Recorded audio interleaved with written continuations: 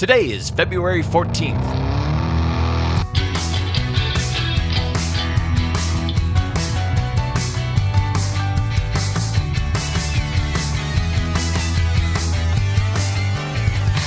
It's the 45th day of the year, and this is the On This Day podcast. If you've been listening from the start, some of this may sound a little familiar, and if you haven't, it'll all be new to you. Either way, enjoy the show. Today is Valentine's Day, named for the Christian Saint Valentinus. It's the day each year when we give cards and candies to the objects of our affection in commemoration of the St. Valentine's Day Massacre, in which goons from Al Capone's gang gunned down 7 rivals in a garage on the north side of Chicago on this day in 1929. The garage is the SMC Cartage Warehouse at 2122 North Clark Street. It's a way station used by Bugs Moran's gang for the moving of illegal liquor and repairing their trucks. Moran's lieutenants arrived there around 10:30 in the morning on this day to take possession of a shipment of whiskey stolen from a Capone outfit in Detroit. Or at least that's what they think. But really, it's an ambush, set up by Capone to take out the competition. Bugs Moran has been moving in on Capone's business, the dog track, bars, bootlegging booze, which is a lucrative enterprise during the Prohibition era, one that both Capone and Moran are vying to control. A spotter positioned outside the garage sees Moran enter and signals the hit team.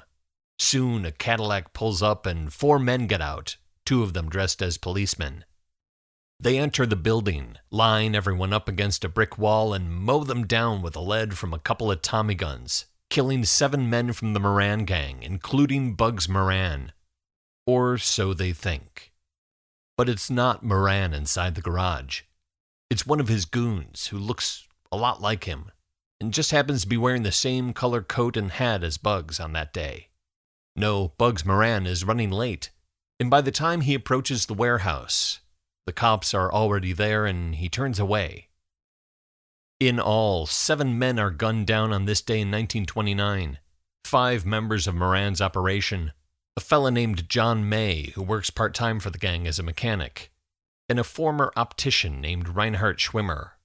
He's had a streak of bad luck at the horse track lately, and his luck runs out on this day in the garage. There's a big investigation, but the cops never arrest anyone for the massacre. Years later, one suspect surfaces, a thug named William Three-Fingered Jack White, who allegedly does the hit as revenge for murdering his cousin William Davern, who was shot by one of the unlucky goons in the garage. The dead cousin Davern's father is at the time Chicago PD, but that doesn't explain why everyone there that day is gunned down. The prime suspect, though, always is Al Capone, though he's never connected directly to the crime. He's later taken down for tax evasion. You can get away with murder, but you can't get away with not paying your taxes. The garage at 2122 North Clark Street in the Lincoln Park neighborhood is no longer there. It's now a parking lot for a nursing home. When an 11-year-old Jacqueline Bouvier visits the White House as a tourist in 1941, she's disappointed by the lack of historical furnishings in the house, and by the absence of historical information available to visitors about the great house and its past inhabitants.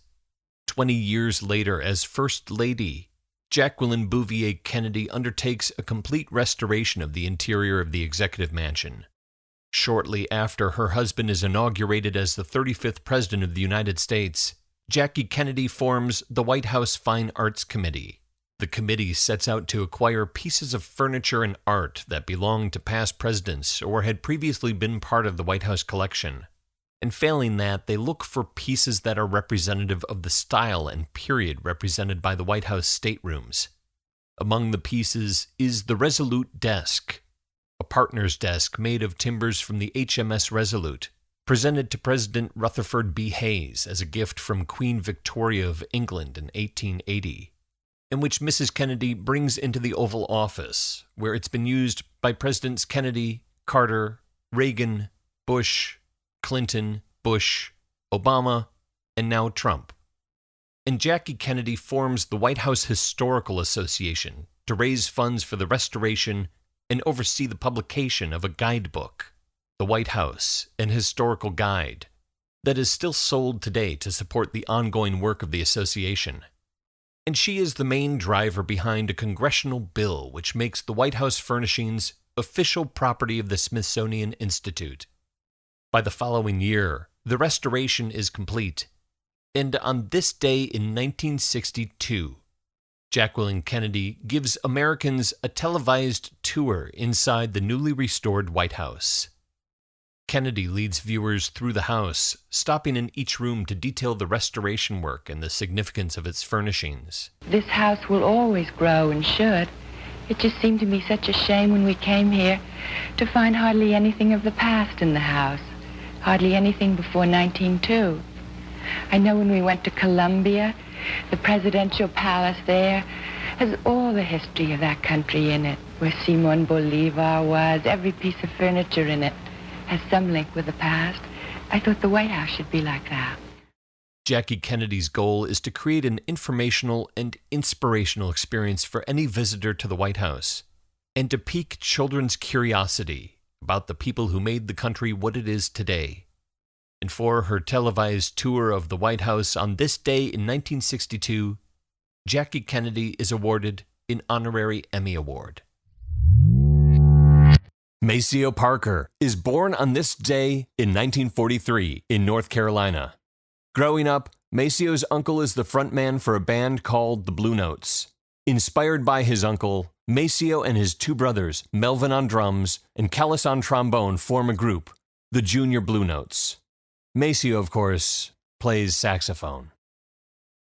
The Junior Blue Notes start performing before Maceo is a teen. He emulates his heroes on the saxophone, Charlie Parker, David Flathead Newman, King Curtis, but by the age of 15, he consciously forms his own sound, the Maceo sound, that is the hallmark of funk music to come.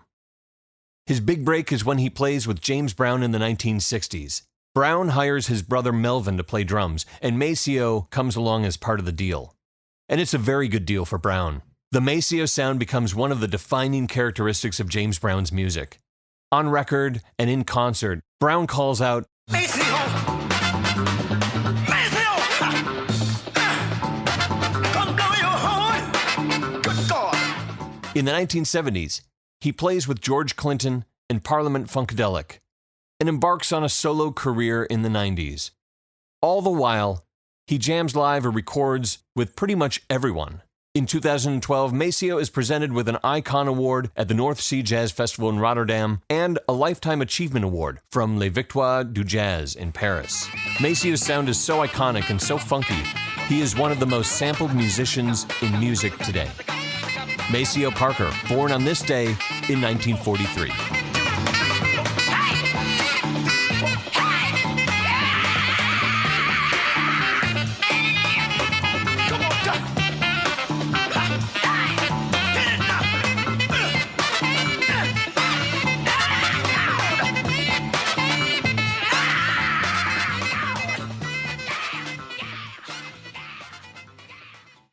There are 321 days left in the year.